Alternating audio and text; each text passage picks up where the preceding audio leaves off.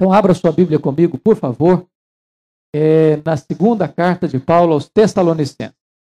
Segundo Tessalonicenses, capítulo 1. Segundo Tessalonicenses, capítulo 1.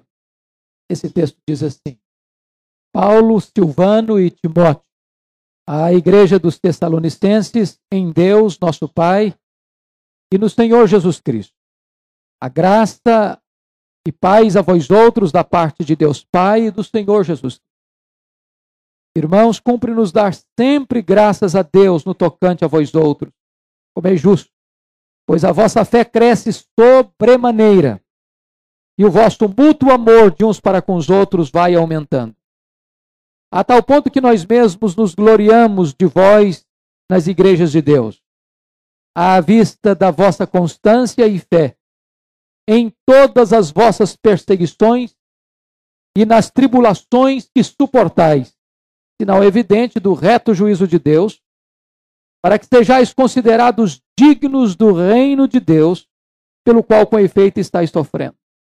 Se de fato é justo para com Deus que ele dê em paga tribulação aos que vos atribulam, e a vós outros que sois atribulados, alívio juntamente conosco, quando do céu se manifestar o Senhor Jesus com os anjos do seu poder em chamas de fogo, tomando vingança contra os que não conhecem a Deus e contra os que não obedecem ao evangelho de nosso Senhor Jesus.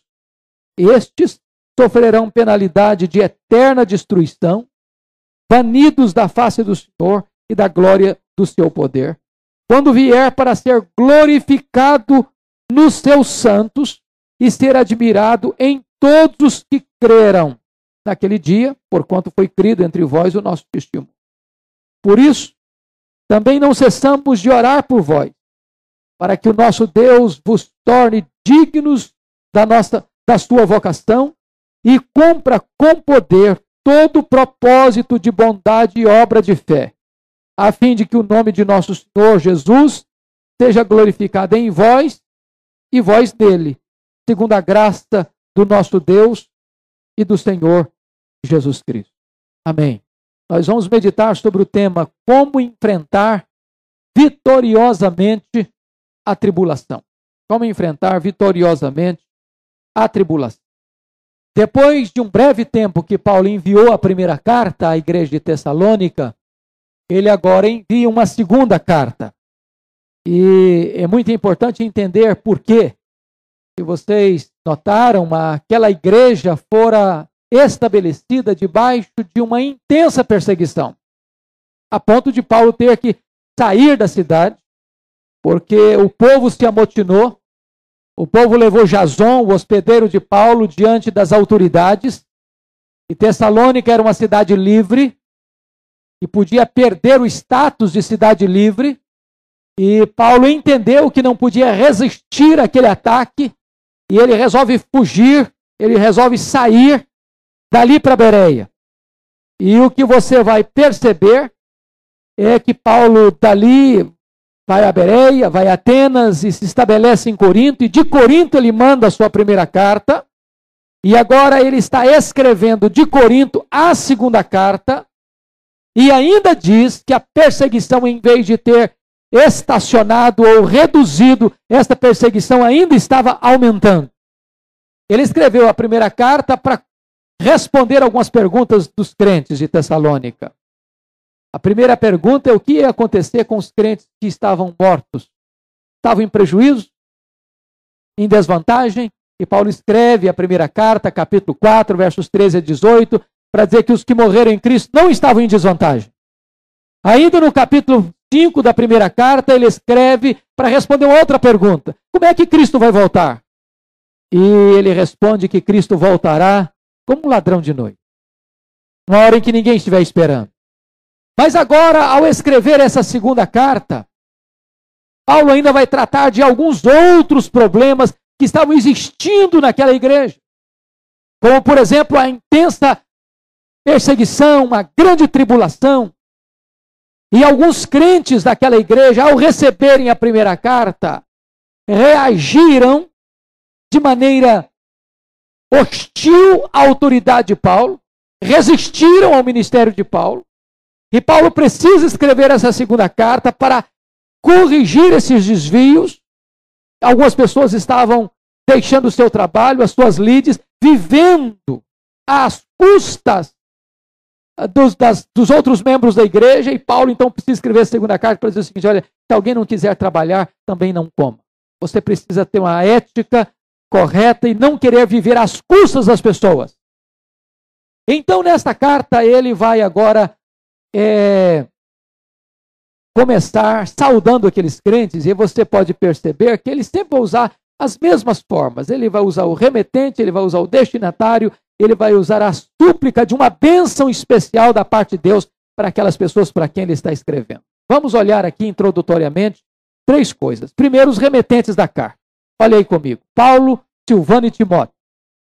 Esta carta, na verdade, não foi uma carta escrita a 3 mãos. Não é como que uma carta de 3 missionários para a igreja. Quando Paulo cita esses 2 irmãos aí, em companhia com ele, ele está sendo apenas educado, polido, fidalgo. Ele está apenas com muito carinho, incluindo os seus colaboradores que estavam junto dele, mas não que Silas e Timóteo fossem coautores desta carta. Esta carta é uma carta de Paulo. Ele é o autor da carta. Ele menciona que Silas e Timóteo, num gesto de fidalguia e num gesto de honra a esses obreiros que trabalhavam com ele. Os destinatários da carta são os mesmos. Só um detalhe, Paulo agora vai acrescentar um fato. Aqui no verso 1, quando ele vai dizer, em Deus, nosso Pai. Essa expressão, nosso Pai, não aparece na primeira carta, só aparece nessa segunda carta. E o que Paulo está querendo dizer aqui é o seguinte, que a igreja estava radicada em Tessalônica, mas ela estava firmada em Deus Pai. Em outros termos, Paulo está dizendo que a igreja tem sempre 2 endereços. A igreja está em Tessalônica e está em Deus. A igreja está em Vitória e está em Deus. Ela tem um endereço geográfico e ela tem um endereço espiritual. Ela tem suas raízes na terra, mas ela está escondida com Deus em Cristo nas regiões celestes. Aí, em terceiro lugar, Paulo menciona as bênçãos rogadas através da carta. E note você as 2 palavras preferidas de Paulo, graça e paz. O que significa graça e paz? Graça é um dom imerecido.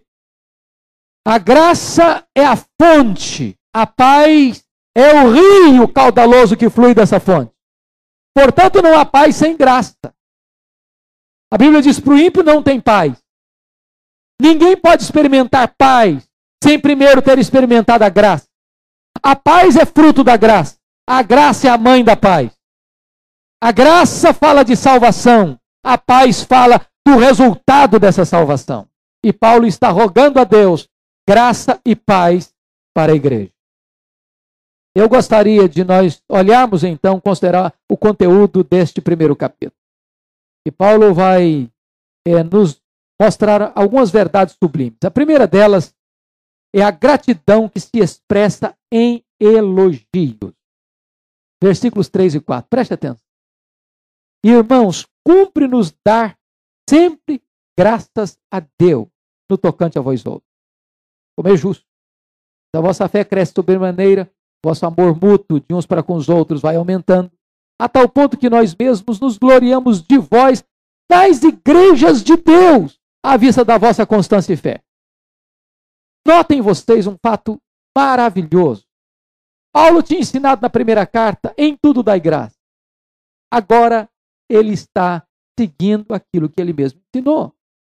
Esse homem, em vez de murmurar, de lamentar, de reclamar, de se entregar aos queixumes, esse homem abre a carta num cântico de agradecimento a Deus e nos ensinando um grande princípio.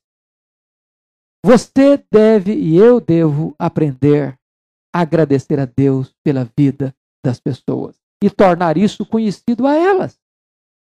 Quantas vezes, meu irmão, você tem gratidão no seu coração pela vida de alguém mas este alguém nunca ficou sabendo da sua gratidão.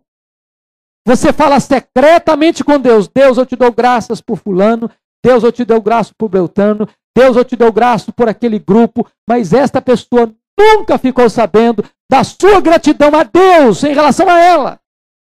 Paulo faz questão de dizer isso para a igreja: olha, eu não cesso de dar graças a Deus pela vida de vocês.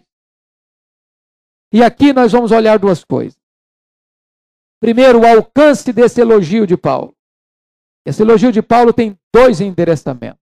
O primeiro endereçamento é um endereçamento vertical, para cima, para o alto. Olha o verso 3, quando ele diz assim: irmãos, cumpre-nos dar sempre graças a Deus, no tocante a vós outros.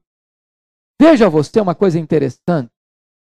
Paulo tinha razões de tristeza na igreja de Tessalônica? Tinha. Tinha um grupo lá dentro da igreja que não estava respeitando a sua autoridade, que não estava observando as suas ordens. Querem ver uma coisa? Capítulo 3, versículo 6. Nós vos ordenamos, irmãos, em nome do Senhor Jesus Cristo, que vos aparteis de todo irmão que ande desordenadamente e não segundo a tradição que de nós recebestes. Olha o verso 11. Pois de fato, estamos informados de que entre vós há pessoas que andam desordenadamente, não trabalhando, antes se intrometem na vida alheia. Ponto aqui. Quantas vezes, num universo de 100, de 200, de 300, de 400, de 500 pessoas, você tem 499 pessoas que abençoam você, que encorajam você, que estimulam você. Aí você tem uma pessoa que pega no seu pé. E às vezes você perde a alegria por causa das 499 e se entristece e se deixa encher de amargura por causa de uma única pessoa. Paulo não deixou que este grupo, que estava vivendo desordenadamente na igreja, em desobediência aos ensinos que ele já tinha dado na primeira carta, tirasse a alegria dele. Ele foca a sua atenção em alegria, em gratidão a Deus por aqueles que estão vivendo e caminhando na graça de Deus, na fé, no amor e na constância. Que coisa boa quando você pode aproximar-se de Deus e encher a sua alma de alegria pela vida daqueles que andam com Deus. Então, endereçamento vertical. O segundo endereçamento do elogio de Paulo, do agradecimento de Paulo, é o endereçamento horizontal. Olha o verso 4. Olha o verso 4 comigo. A tal ponto que nós mesmos nos gloriamos de vós nas igrejas de Deus. O que é que Paulo está falando? Paulo está dizendo que ele falava bem dos crentes de Tessalônica no meio das outras igrejas. Deixa eu perguntar para você. Você fala bem dos seus irmãos para outras pessoas? Você tem o hábito de comentar positivamente sobre o testemunho de outras pessoas? Você é aquela pessoa que levanta a imagem das pessoas para outrem? Olha o que Paulo está fazendo aqui. Ele está estimulando, ou melhor, ele está elogiando os crentes de Tessalônica com outras igrejas. Em outras palavras, Paulo não tinha nenhum constrangimento de honrar as pessoas de maneira honesta, de tecer elogios sinceros. Eu acho que esse é um dos princípios mais lindos da Bíblia e que as empresas seculares estão seguindo hoje. Se você perceber hoje, qualquer grande empresa ou qualquer empresa que queira caminhar para frente, trabalha a questão motivacional. Sabendo que um funcionário motivado produz mais do que um funcionário desmotivado. E quando você está encorajado, quando você está estimulado, quando você trabalha num ambiente de alegria, de harmonia, de paz, de mútuo encorajamento, você caminha com mais rapidez, você trabalha com mais alegria, você produz com mais eficiência. E Paulo era aquele pastor, Paulo era aquele missionário que ele não tinha nenhuma dificuldade de elogiar os crentes naquilo que precisavam ser elogiados e por isso ganhava o direito de exortá-los na hora certa, com a medida certa. Gratidão. Vamos ver qual é o conteúdo do elogio. Vimos o alcance do elogio. Vamos ver o conteúdo do elogio. Versículos 3 e 4. Ele está dando graças a Deus por 3 razões. Primeiro, pois a vossa fé cresce sobremaneira. Ele está agradecendo a Deus por 3 razões: fé, amor e paciência. Vamos ver o primeiro ponto. Em primeiro lugar, uma fé que cresce esplendidamente. Notem vocês que Paulo já tinha pedido isso para Deus em relação à igreja na primeira carta, capítulo 3, versículo 10. Ele diz assim: orando noite e dia com máximo empenho para vos ver pessoalmente e reparar as deficiências da vossa fé. Agora, depois que ele orou insistentemente com Deus para reparar as deficiências da fé daqueles crentes, ele escreve a segunda carta, alegre, feliz, dando graças a Deus, porque ele diz: a fé de vocês está aumentando expressivamente. Ou seja, Deus respondeu à oração dele em relação à sua súplica em favor dos crentes tessalonicenses. Em outros termos também, irmão, aquela igreja está sendo perseguida. O que ele está dizendo é que a fé é como os músculos do nosso corpo. Só podem ficar fortes e rijos com o teste, com o esforço, com o trabalho. Como você não aprende a nadar lendo um livro de natação, você também não pode ter uma fé robusta sem passar pelas provas. Nós não gostamos às vezes das provas. Às vezes nós lamentamos das provas, nós choramos por causa delas. Mas este é o campo de treinamento de Deus para exercitar e fortalecer a nossa fé. Leia a Galeria da Fé em Hebreus 11. E vocês vão ver que todos aqueles heróis da fé foram homens e mulheres que passaram por intensas provas. Se você não passa por prova, a sua vida pode ser mansa, mas também a sua fé vai ser fraca. Você vai ter uma vida tranquila, mas você também vai ter uma vida rasa. E Paulo está dando graças a Deus, porque a fé daqueles irmãos estava crescendo esplendidamente, além da expectativa, transcendendo. Segundo lugar, por que ele está dando graça? Olha aí o versículo 3. Por um amor mútuo em pleno crescimento.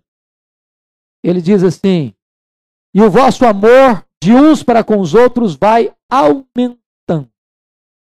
Você pode dizer isso a seu respeito? Quando você para avaliar seu amor pelos seus irmãos, você acha que está melhor hoje do que esteve o ano passado? Se você tiver que dar uma nota de avaliação na sua vida espiritual, você poderia dizer que esse ano teve uma melhora, teve um avanço, teve um crescimento. Você está mais próximo das pessoas. Você é encorajador com mais intensidade das pessoas. Você tem se aproximado de alguém que não se aproximava antes. Você tem encorajado alguém que não encorajava antes. Você tem estimulado alguém que não estimulara antes. Você tem abençoado alguém que não tinha abençoado antes. Você poderia dizer que o seu amor uns pelos outros está aumentando. A Bíblia diz que o amor é a marca de um cristão. Você é conhecido como um cristão, como um discípulo, não é pelo conhecimento que você tem apenas, não é pelas experiências ricas que você tem apenas, é pelo amor. Nisto conhecerão todos que sois meus discípulos, se tiverdes amor uns pelos outros. Este é o maior mandamento. Esta, segundo a linguagem de Francis Schaeffer, é a apologética final. É a apologética final. Mas Paulo está agradecendo a Deus por uma terceira razão. Qual é a terceira razão? Versículo 4. Uma paciência triunfadora, a tal ponto de que nós mesmos nos gloriamos de vós nas igrejas de Deus, à vista da vossa constância e fé em todas as vossas perseguições e nas tribulações que suportais. Talvez você possa parar e perguntar o seguinte: volta lá na primeira carta, capítulo 1, versículo 3. Recordando-nos diante do nosso Deus e Pai da operosidade da vossa fé, da abnegação do vosso amor e da firmeza da vossa esperança. Notem vocês que ele está dando graças porque a fé cresceu, porque o amor aumentou, mas ele não fala de esperança agora. E alguns estudiosos mais apressados dizem que esta igreja tinha perdido a esperança. Isso não é verdade.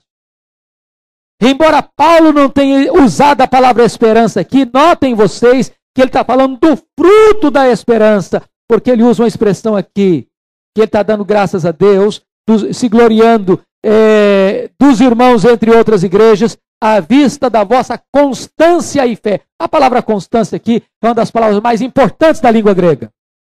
É a palavra ripomone, que é paciência triunfadora. Não é aquela paciência que você suporta estoicamente um problema, mas é aquela paciência que você caminha triunfante, vitoriosamente, não como se caminhasse para um anoitecer escuro, mas caminhando para uma aurora radiosa. O que Paulo está dizendo é que no meio das muitas tribulações que a igreja está enfrentando, ela não tinha perdido a esperança, nem perdido a alegria. Isso é algo maravilhoso, porque ele cita aí, irmãos, duas expressões interessantíssimas. No versículo 4, em todas as vossas perseguições e tribulações. A palavra perseguições aqui, na língua grega, traz a ideia de sofrimento físico. E a palavra tribulação aí, de pressão. Aquela igreja estava enfrentando perseguições físicas. Alguns crentes estavam sendo presos. Alguns crentes estavam sendo torturados. Não tardou para que alguns crentes fossem até martirizados. Mas no meio de toda esta tribulação, dessa perseguição física e dessas pressões de circunstâncias várias, eles não perderam a alegria, eles não perderam a esperança, eles não perderam a confiança em Deus. Agora notem vocês algo maravilhoso aí, no versículo 4. A tal ponto de nós mesmos gloriarmos de vós nas igrejas de Deus, à vista da vossa constância. O que Paulo está querendo dizer? É que Paulo usava o exemplo da igreja de Tessalônica para encorajar outros crentes. Ou seja, aquilo que acontece com você, meu amado, acontece com você com um propósito. Paulo diz que nós somos consolados em toda a nossa tribulação para podermos consolar outros com a mesma consolação com que somos consolados por Deus. Deus não desperdiça sofrimento dos seus filhos.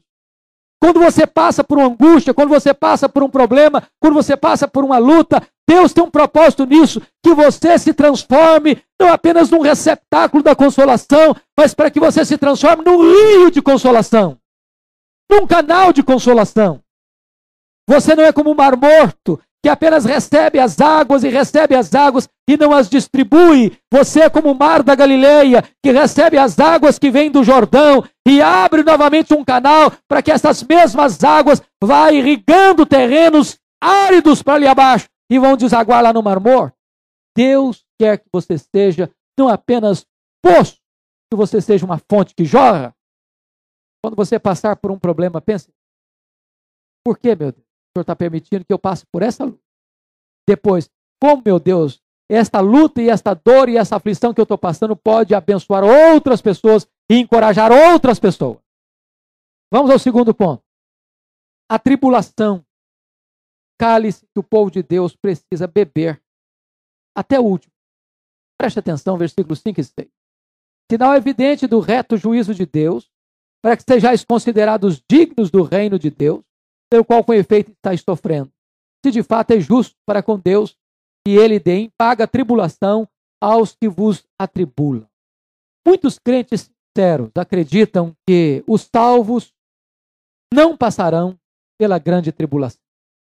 Acreditam que antes que esse tempo terrível aconteça, da perseguição implacável do diabo, da perseguição implacável do mundo, da perseguição implacável dos ímpios contra a igreja, a noiva do Cordeiro já terá sido retirada e arrebatada da terra. Dessa maneira que sensacionalistas pregam que haverá um arrebatamento secreto e uma segunda vinda visível. É que no intervalo desses dois eventos, do arrebatamento secreto e da segunda vinda visível, e eles dizem que este é um período de 7 anos, então é nesses 7 anos que vai acontecer a grande tribulação. Mas a igreja não estará aqui mais para contar a história.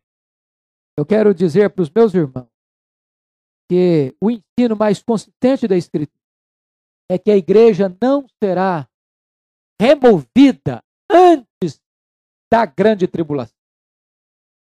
Mas a igreja será retirada do meio da grande tribulação. Ela não será poupada da tribulação, ela será liberta na tribulação. Em outras palavras, a igreja de Deus enfrentará a grande tribulação. Você pode perceber o texto? Que o livramento da igreja é do miolo, é do epicentro desta grande tribulação. Enquanto ela está acontecendo, no mesmo momento em que Deus livra a igreja, Ele julga o mundo. De tal forma que nós temos que entender aquilo que a Bíblia diz, que importa-nos entrar no reino de Deus por meio de muitas. A igreja de Cristo sempre foi uma igreja mártir, uma igreja perseguida, uma igreja torturada, uma igreja que enfrentou até mesmo mártir. Foi nesse sentido que Jesus disse: recebereis poder ao descer sobre vós o Espírito Santo, sereis minhas testemunhas. A palavra testemunhas ali, mártir, onde vem martiria. Deus nos chamou para dar a nossa vida. E esta tribulação, ela é contemporânea durante todo o tempo. Nunca houve um período da história da igreja que não pudesse dizer tem tribulação. Tem tribulação. É claro que vai existir uma tribulação final, mais apertada, mais dolorosa, mais dramática, e certamente nós caminhamos para lá. Terceiro ponto. A segunda vinda de Cristo. A vitória triunfante de Cristo e da sua igreja. Você vai notar, a partir do verso 5 até o verso 10, uma descrição da segunda vinda de Cristo. Ele vem em pessoa, ele vem em poder, ele vem em glória, ele vem em... Olha comigo o verso 7. Primeira coisa, a segunda vinda de Cristo será pessoal e visível. E a vós outros que estáis atribulados, alívio juntamente conosco, quando do céu se manifestar o Senhor Jesus com os anjos do seu poder. Eu chamo a sua atenção para a palavra manifestar. A palavra manifestar aí é a palavra grega apocalipse. E o que significa Apocalipse? Título do último livro da Bíblia. Apocalipse significa tirar o véu, levantar o véu e mostrar claramente, nitidamente, o que estava escondido. Hoje, para nós, Jesus Cristo está escondido do nosso olho físico. Ele está lá no céu, assentado no trono, de onde ele governa a igreja e de onde ele há de vir. Mas Paulo está dizendo que haverá um dia, o grande dia, em que o véu vai ser retirado e todo olho verá, até mesmo aqueles que o traspassaram. Então a sua vinda será uma vinda visível. Visível. Segundo lugar, a segunda vinda de Cristo revelará a sua absoluta autoridade. Versículo 7, quando diz assim: e a vós outros que sois atribulados, alívio juntamente conosco, quando o céu se manifestar o Senhor Jesus com os anjos do seu poder. O que significa essa expressão, querido? Com os anjos do seu poder. Ele vai se manifestar, o Senhor Jesus vai se manifestar do céu. Preste atenção nessa expressão aí. Ele vai se manifestar quando do céu. E quando o texto está querendo do céu, ele está falando não só da origem, mas ele está falando da autoridade deste que vem. Ele vem da morada de Deus, a autoridade de Deus, para executar o juízo e a recompensa. De que maneira ele vem do céu? Vem montado em seu cavalo branco. É óbvio que é uma figura de linguagem. Ele vem com as suas roupas tintas de sangue. E aqui não é sangue dele, não. Apocalipse 9, quando fala que os seus vestidos estão tintos de sangue, é porque ele vem para juízo, ele vem para vingança. Se você olhar para a figura de Apocalipse, existe uma grande diferença na vinda de Jesus, porque ele vem para os salvos na figura de uma colheita, e ele vem para os ímpios na figura de uma vindima, de alguém que vai pisar as uvas no lagar. E de repente o que você tem não é suco de uva, é sangue. E esse sangue vem até os freios dos cavalos. Não é extensão, cobre todo o território de Israel, porque era a geografia que o autor estava escrevendo. Se você pensar que vem nos freios dos cavalos, dá praticamente 1,5 metro, uma extensão de mais de 200 quilômetros, porque está dizendo que quando Jesus voltar, o juízo dele será implacável, que ninguém poderá escapar.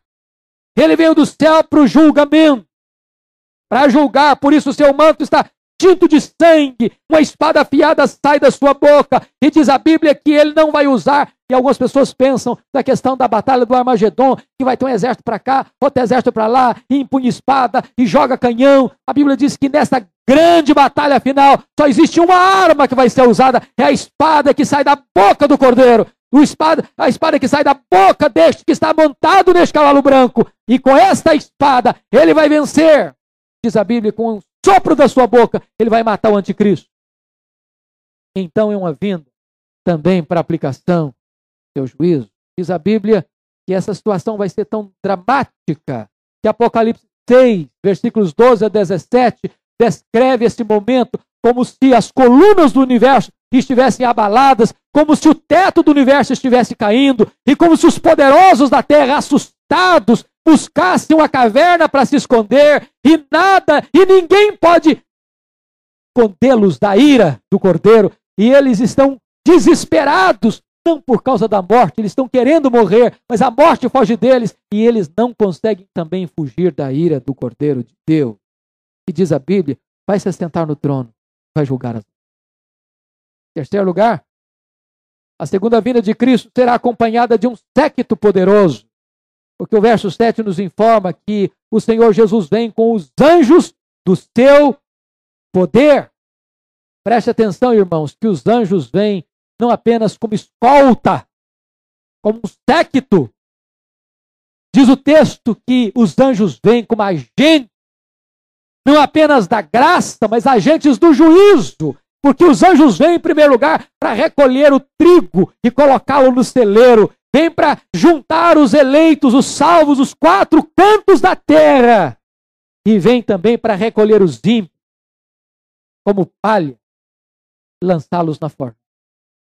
Então note você que esta é uma cena vívida, esta é uma cena eloquente, esta é uma cena absolutamente de profundo impacto para o nosso coração. Quarto lugar, a segunda vinda de Cristo será marcada por um esplendor aterrador.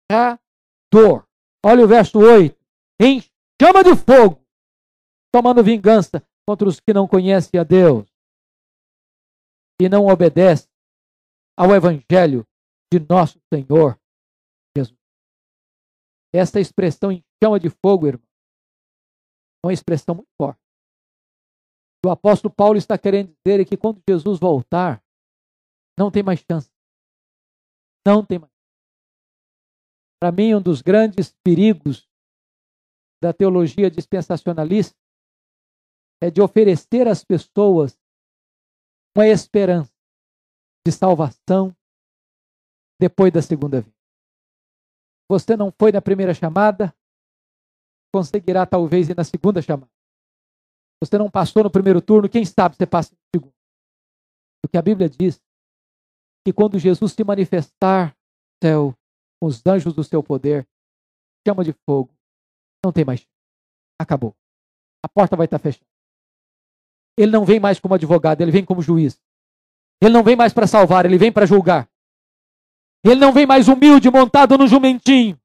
Ele vem como rei glorioso, como juiz, que vai se assentar no trono e vai julgar as nações. Não haverá mais chance, não haverá mais oportunidade. Por isso, o quarto ponto que eu quero focar é o juízo, o tempo da recompensa e da retribuição. Novamente, eu quero pensar sobre aquilo que os dispensacionalistas ensinam sobre esse assunto, porque normalmente eles pregam que há 3 juízos bem distintos. O primeiro juízo é aquele que vai acontecer na primeira, segunda vinda, ou seja, no arrebatamento, na parousia. Segundo juízo vai acontecer em sua segunda vinda, 7 anos depois, ou seja, depois da grande tribulação, na sua revelação, na sua segunda vinda visível. E esse juízo vai alcançar, via de regra, aquelas pessoas que perseguiram os judeus no período da grande tribulação. E o terceiro juízo vai ser o juízo do trono branco, depois do milênio, depois de 1000 anos, depois da segunda vinda de Cristo. Esse seria um juízo apenas para os ímpios. Quando você vai examinar a Bíblia mais detidamente, você vai perceber que a Bíblia não fala de vários juízos. A Bíblia fala do dia do juízo. O dia. O dia do juízo. E o dia do juízo vai acontecer imediatamente após a sua segunda vinda. Visível, pessoal, audível, gloriosa, poderosa, retumbante. E você pode perguntar, para que ele virá? Qual o propósito da sua vida? Você vai notar comigo duas coisas. O Senhor Jesus Cristo vem para recompensa e ele vem para retribuição. Ele vem para recompensar os salvos e ele vem para penalizar e vingar dos ímpios. Então vamos considerar comigo o primeiro propósito do juízo, que é o aspecto remunerativo para os salvos. Olha comigo os versos 5, 7 e 10. Olha o propósito do juízo em relação aos salvos. Algumas pessoas dizem, eu não acredito que o crente vai passar pelo juízo. Por que o crente tem que passar pelo juízo? A Bíblia diz, em verdade vos digo, quem ouve minha palavra e crê naquele que me enviou, não entra em juízo, mas passou da morte para a vida. Quem crê e for batizado será salvo. Quem não crê que será condenado. Então, por que o crente vai entrar para o juízo? E vamos ver aqui, então, por que e para que o crente vai entrar no juízo remunerativo. Vamos olhar, por favor. Versículos 5, 7 e 10. Eu quero chamar a sua atenção aqui, dois aspectos dessa justiça divina. No dia do juízo, a justiça divina se manifestará remunerativa, ou seja, para recompensar e galardoar os salvos. E eu destaco aqui três coisas. Primeiro, olha comigo o verso. Sinal evidente do reto juízo de Deus, para que sejais considerados dignos do reino de Deus, pelo qual com efeito estáis sofrendo. Eles serão considerados dignos do reino. Veja você, que o texto não está querendo dizer que o sofrimento que tornará você digno do reino. Ninguém vai entrar no céu porque sofreu. Não é isso que Paulo está ensinando. O sofrimento não salva. O sofrimento não é remidor. Aquela ideia da Idade Média, que uma pessoa vai para um purgatório, sofre lá 100, 200, 500, 1000 anos no fogo do purgatório, e aí ele é purificado, agora ele merece entrar no céu, ele está apto a entrar no céu. É estranho o ensino bíblico. É estranho. O sofrimento em si não tem o poder de salvar, mas o que Paulo está dizendo, que aqueles que sofreram por causa do Evangelho, aqueles que perseveraram firmes na fé apesar da perseguição, aqueles que passaram pela grande tribulação e lavaram as suas vestiduras no sangue do Cordeiro, elas agora são dignas para entrar no reino de Deus. E no reino aqui, meus irmãos, entendendo o reino de glória. Reino de glória. Ao mesmo tempo que os que perseguem o povo de Deus sofrerão punição, aqueles que sofrem as perseguições por causa da sua fé receberão galardão. Segundo aspecto, versículo 7. Eles terão alívio da tribulação. Olha o versículo 7. E a vós outros que sois atribulados, alívio juntamente conosco, quando o céu se manifestar o Senhor Jesus com os anjos do seu poder. Note você que a igreja não será poupada da tribulação, mas emergirá vitoriosa do meio dela. Quando Jesus voltar, vai existir alívio. Essa palavra alívio aqui traz a ideia de relaxamento. Como você estica a corda de um arco e depois que você joga a flecha, a corda fica aliviada de tensão. É essa palavra que ele quer passar para nós.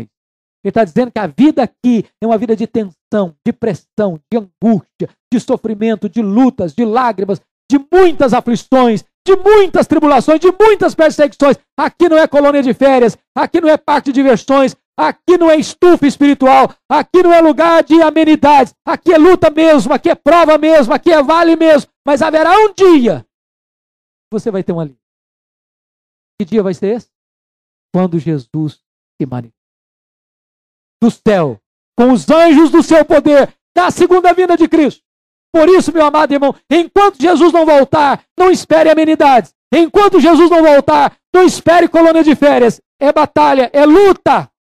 Por isso nós vamos ter, nesse dia, alívio da tribulação. Terceiro lugar, olha comigo o verso 10, parte A. Quando vier, para ser glorificado nos seus santos e ser admirado em todos os que creram. Irmãos, olha que coisa preciosíssima está escrita aqui. Quando Jesus voltar, cheio de glória, a glória dele vai estar em você. A Shekinah dele vai estar brilhando em você. Você vai ser um palco reluzente da glória deste Cristo glorioso que descerá do céu. E mais, ele será admirado em você. A beleza dele vai estar refletida em você. O fulgor dele vai estar estampado em você. Ele vai se alegrar em você, na linguagem de Isaías, como o noivo se alegra da noiva, porque nesse momento, você como noiva, será como a noiva santa, pura, sem ruga, sem mácula, santa e sem defeito.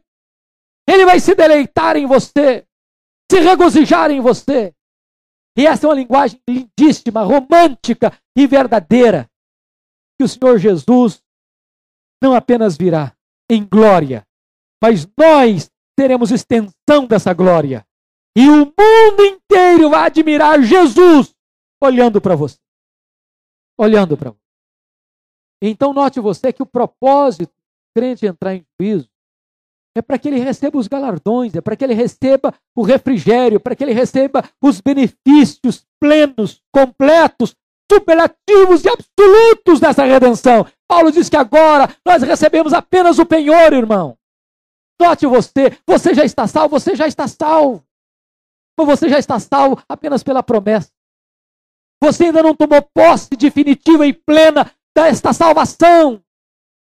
A posse definitiva e plena dessa salvação, você a tomará na glória, quando Jesus voltar.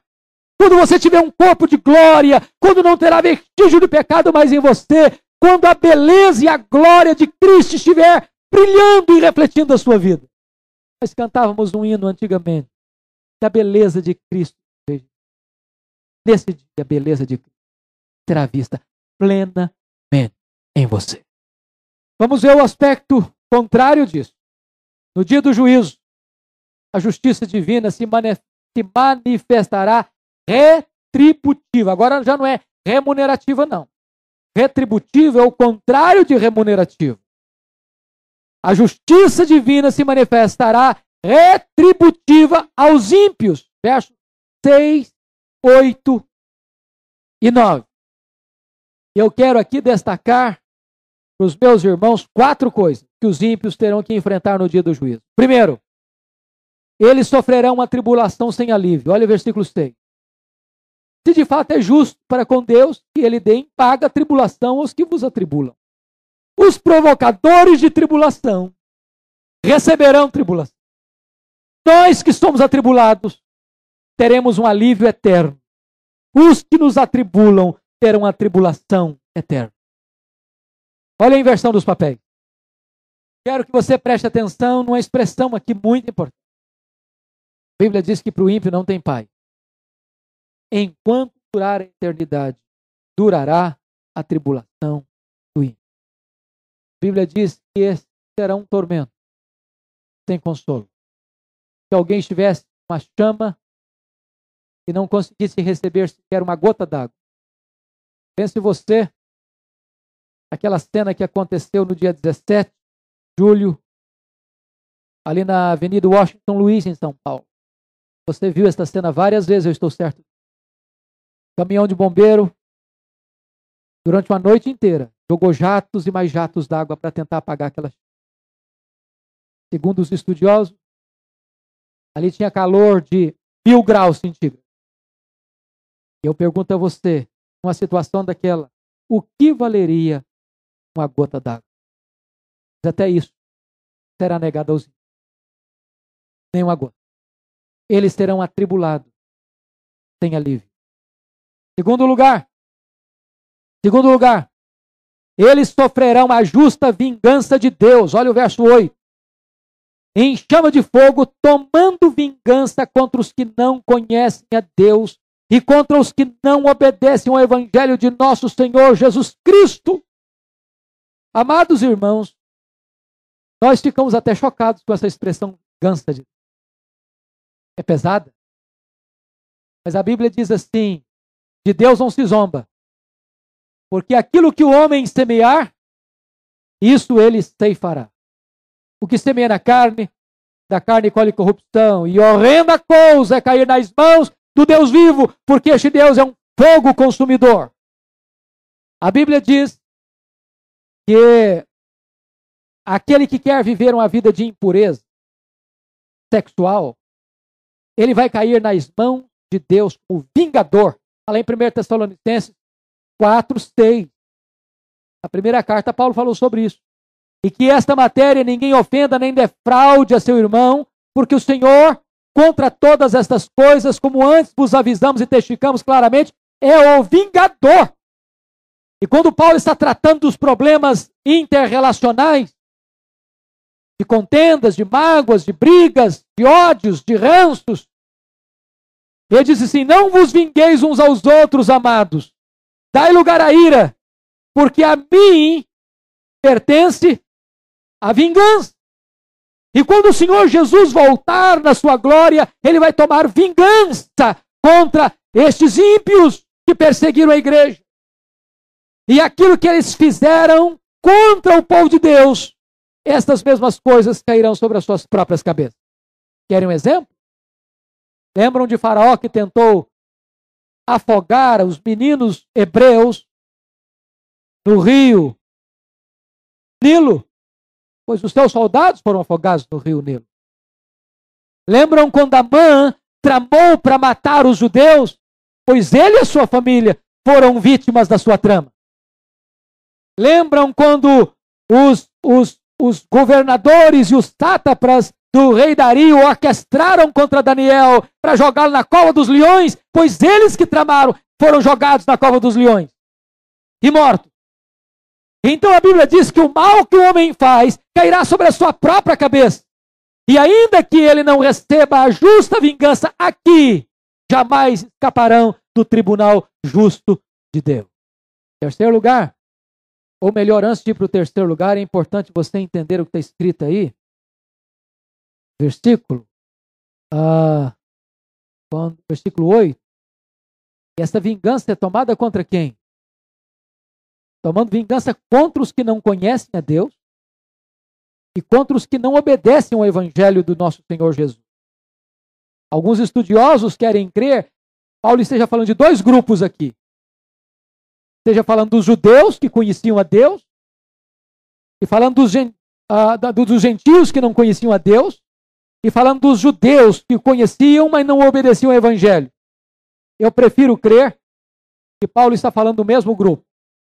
Porque quando ele usa a palavra aqui dos que não conhecem a Deus, ele não está falando daqueles que ignoram Deus, ou no sentido daqueles que são ignorantes acerca de Deus. Ele está falando daquela ignorância deliberada. Daquelas pessoas que, mesmo tendo conhecimento de Deus, não o glorificaram como Deus, nem lhe deram glórias. É daquela pessoa que rechaça Deus, apesar de conhecer acerca de Deus. Porque os atributos invisíveis de Deus são de todos conhecidos. Ele está dizendo o seguinte, aquelas pessoas que rebelaram-se contra Deus, que desprezaram o conhecimento de Deus, que propositadamente desobedeceram o evangelho de Deus, essas pessoas cairão nas mãos reto, justo, juiz.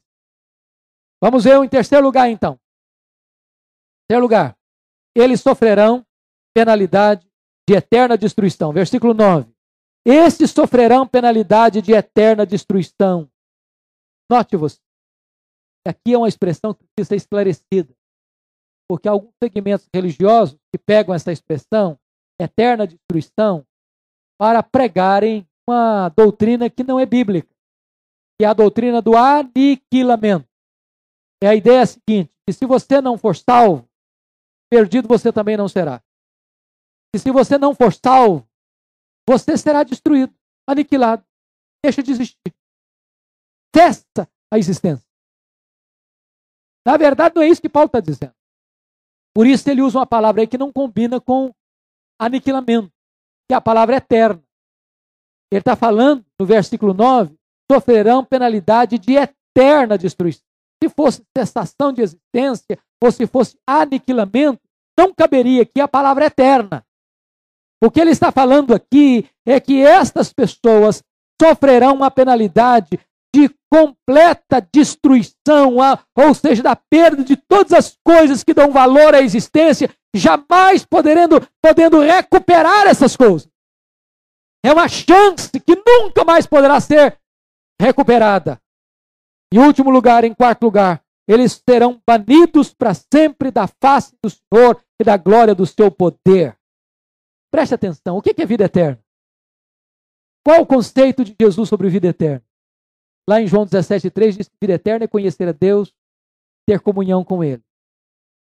Se conhecer a Deus, deleitar-se em Deus, ter intimidade com Deus, ter comunhão com Deus, relacionamento com Deus, intimidade com Deus, é a essência da vida eterna, significa que estar banido de Deus é o oposto de vida eterna.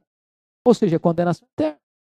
Condenação eterna é estar para sempre afastado de Deus. Agora preste atenção. Preste atenção. O juízo final, irmãos, não mudará o status quo de ninguém.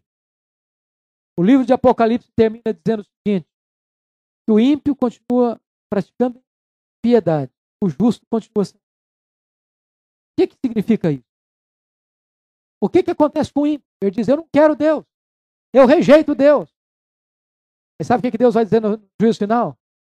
Tudo bem, você não quer não? Você está condenado a passar eternamente desfrutando o que você viver longe de mim.